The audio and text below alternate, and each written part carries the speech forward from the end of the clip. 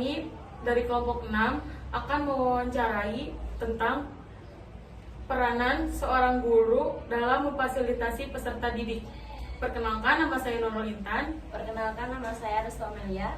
Perkenalkan, nama saya Julijah. Perkenalkan, nama saya Feda Jatinustika Sari. Perkenalkan, nama saya Nurul Fauzia.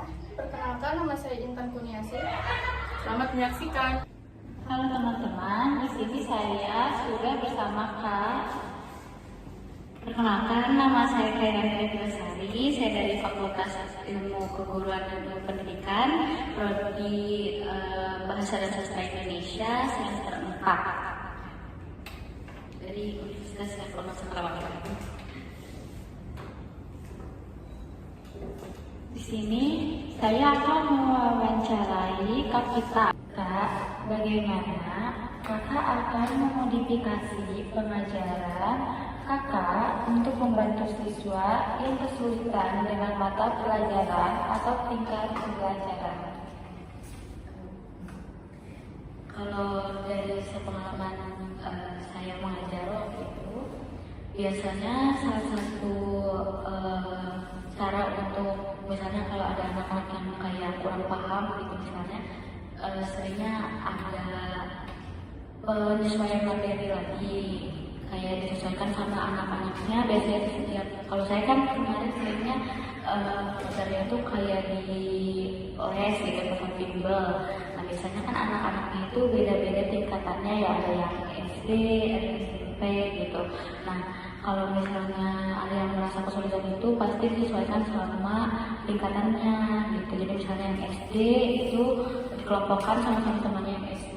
Jadi gak disatuin atau gak dicampur di setiap sesinya gitu. Jadi anak-anaknya itu gak bingung harus memahami yang mana.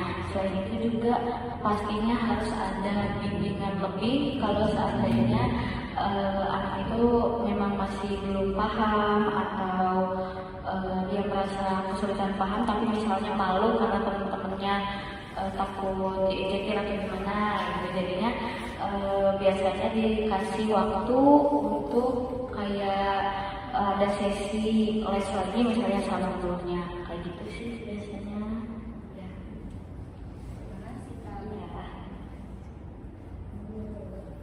Terima kasih ya Kak. Bagaimana peran seorang guru dalam mengatasi kesulitan peserta didik menurut Kakak? Dijawab ya. Jadi kalau misalnya kesulitan dalam belajar ini kan biasanya macam-macam ya. Kadang ada yang juga anak sekolah tuh ada yang disleksia, kayak belum bisa ngomong, ada yang belum bisa baca. Kalau ke situ biasanya harus diobrolin sama orang tuanya lagi, kayak ini kedepannya harus seperti apa misalnya gitu. Atau kalau misalnya untuk anak yang tadi misalnya kayak kekurangan pemahaman atau apa, mungkin bisa ditambahin lagi les lagi ada gimana gitu ya. Terus juga perlu banget guru itu memberikan banyak motivasi, mengapresiasi juga sama murid ya, supaya murid itu jadi nggak merasa sendirian kalaupun dia merasa kesulitan. Terus bagusnya kita juga sebagai guru harus memperhatikan anak muridnya satu-satu kalau misalnya memungkinkan, karena itu juga sebenarnya cukup penting. Karena kadang kan kalau situasi di kelas itu kalau anak muridnya banyak kita biasanya bingung ya harus perhatiin yang mana. Iya, tapi bisa mungkin dilihat setiap semesternya itu anaknya berkembang dengan baik apakah dari nilai atau apa. Nah, nanti itu tuh bisa lagi kitanya sendiri apakah mau untuk memberikan pembelajaran tambahan atau tidak. Tapi sebaiknya kalau ada dukungan dari sekolah, hal itu dilakukan supaya anaknya tuh kayak bisa berkembang atau nggak malu lagi gitu untuk menjelaskan tentang kesulitannya dia gitu. Ya itu sih mungkin ya dari aku. Terima kasih ya Kak. Oke, kita lanjut ya. Nah, kakak kan udah semester 4 ya. Berarti sudah banyak pengetahuan serta wawasannya. Saya mau tanya, menanyakan nih, bagaimana sih kakak akan mendekati gaya belajar yang berbeda? Contohnya kayak di luar sekolah gitu kan, kayak les atau Tadi cara untuk apa, maaf? Cara kakak akan mendekati gaya belajar yang berbeda gitu. Jadi antara di sekolah sama di luar sekolah gitu ya. Mungkin kalau misalnya itu sudah sebagusnya menurut saya anak-anak itu juga punya pengembangan lain di luar jam sekolah gitu ya. Jadi anak itu bisa lebih mempersiapkan dirinya ketika dia mau belajar di sekolah, karena mungkin ada anak yang tadi sebelumnya juga ditanyakan kayak merasa kesulitan atau apa ketika dia pernah ada di tempat les atau pernah diajarin juga di rumah sebelumnya sama orang tuanya atau dengan teman-temannya, itu pasti akan memudahkan pemahaman juga ya. Jadi menurut saya kalau untuk pengembangan di antara sekolah dan di luar sekolah itu cukup penting. Untuk menyesuaikannya itu mungkin pasti biasanya guru-guru les juga sudah tahu, biasanya kalau misalnya di sekolah itu anaknya lagi membahas tentang apa aja, itu pasti nanti disesuaikan. Biasanya kalau saya karena sering ngajar di Bimbel, jadi biasanya saya suka tanya dulu sama anak murid kayak di sekolah, misalnya SD kelas 1 tuh udah sama-sama aja kayak gitu. Nanti kita belajar itu bertahap supaya sama-sama kurikulum di sekolah. Berarti menyesuaikan di sekolah ya. Jadi disamain. Pasti ya Kak, lanjut aja.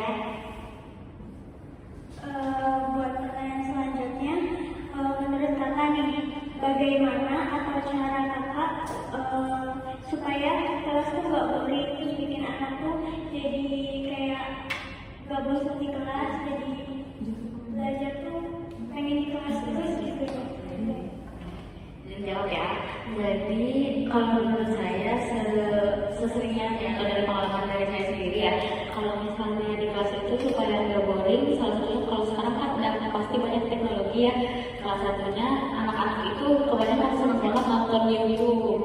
Ya jadinya biasanya ambil pembelajaran dari YouTube. Kalau misalnya kita punya banyak waktu ya, atau apalagi kalau buat anak-anak kecil itu kita bisa meluangkan waktu sedikit untuk bikin video pembelajaran, biasanya mereka juga lebih senang kayak, oh ini dari ibunya mau yang bikinnya, biasanya mereka kayak lebih mau memperhatikan gitu.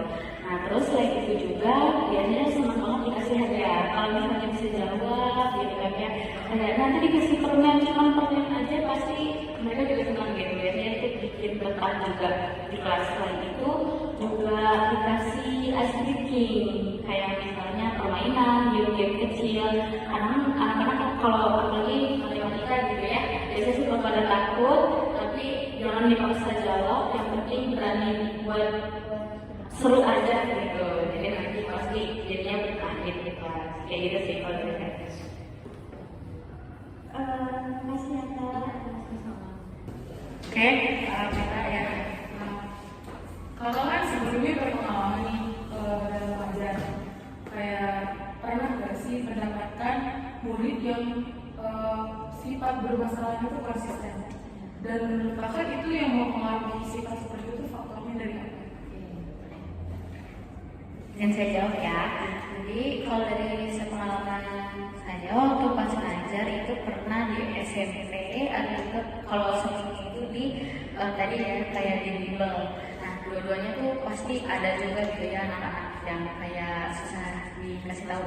Biasanya dari dua tempat ini pun biasanya faktornya tuh tetap sama. Jadi biasanya itu dari lingkungan, itu tuh udah paling nomor satu, antara lingkungan rumahnya atau lingkungan dari sekolahnya sendiri. Jadi sebenarnya memang anak-anak yang kayak gini itu harus ada kontribusi orang tua. Cuman sayangnya kalau dari faktor keluarga ternyata yang kayak mempengaruhi sikap dia kayak gitu, pasti udah nomor satu orang tua nggak bisa bantu biasanya kayak gitu. Nah jadi untuk yang kayak gitu biasanya harus dibantu juga dari guru-gurunya, terutama mungkin kalau ada guru yang spesifik itu kan biasanya guru BK gitu ya, dikasih tahu nih dari kita juga, dikasih peringatan kalau misalnya belum cukup juga harus dikasih tindakan lain-lainnya yang mungkin lebih tegas. Sayangnya kalau di kita itu pasti BO ya, apa namanya terakhir itu. Menurut saya sih sebaiknya itu nggak perlu di BO langsung, karena kayak gitu juga tidak akan merugikan sekolah kalau sekolahnya itu bisa bijak gitu misalnya. Jadi salah satunya itu mungkin harus sabar dan lebih diperhatikan lagi, terus mungkin sering ditanya kalau mudah gitu untuk sedikit terbuka, mungkin sering ditanya kayak kenapa, ada apa, terus misalnya apa yang bikin gak nyaman di sekolah dan lain semacamnya kayak gitu. Nah, jadi mungkin kalau dari hal tersebut itu sedikit-sedikit bisa mengurangi, karena sempat juga murid saya yang di SMP juga seperti itu, dia dekat sama salah satu teman magang, jadinya dia bisa terbuka sampai akhirnya dia nyaman di sekolah itu kalau ada pembelajaran itu aja, tapi segitu juga udah ada kemajuan gitu. Kayak gitu sih kalau dari saya. Ya, makasih Kak Berita. Jawabannya sangat baik ya. Selanjutnya. Menurut kakak, bagaimana peran dan tugas guru dalam memfasilitasi pertumbuhan dan perkembangan siswa? Singkat juga, kalau dari perkembangan dan pertumbuhan itu faktornya banyak ya pasti. Nah, satunya memang di sekolah dan di rumah juga. Tapi kalau misalnya di sekolah itu, kita sebagai guru itu wajib banget untuk menciptakan lingkungan yang baik. Biasanya itu sangat berpengaruh. Soalnya kalau lingkungan kelasnya kita diusahakan, kalaupun di luar sana masih banyak guru yang lalai, misalnya gitu ya kayak jarang masuk, diusahakan kalau kita harus sering masuk, karena itu efektif banget untuk bikin anak-anak tuh jadi kayak lebih dekat sama kita, itu bisa bikin mereka tuh jadi kayak lebih senang sama pembelajarannya, itu pun juga sangat berguna gitu ya. Nah, terus paling juga kita harus kayak menciptakan lingkungan kayak pembelajaran lanjutnya. Jadi paling kerja kelompok itu tuh bagus untuk meningkatkan kayak kognitif anak-anak, itu bisa bikin jadi kreatif, terus juga bisa jadi kritis juga. Nah, itu bagus banget buat anak-anak sekitar kayak dari SD ke SMP, itu biasanya mereka lagi suka-sukanya untuk belajar kelompok gitu ya, karena itu pasti menyenangkan. Jangan lupa juga tugasnya itu tidak perlu berat, tapi yang penting mereka tuh bisa bekerja sama-sama, jadi bisa lebih kreatif kayak gitu sih dari aku. Oke, Kak Berita, terima kasih ya. Ini pertanyaan terakhir dari kita. Terima kasih banyak atas waktunya ya. Sekian. Terima kasih. Assalamualaikum warahmatullahi wabarakatuh. Sekian video wawancara dari kelompok kami. Terima kasih telah menonton sampai selesai guys. Sekian dan terima kasih. Wassalamualaikum warahmatullahi wabarakatuh.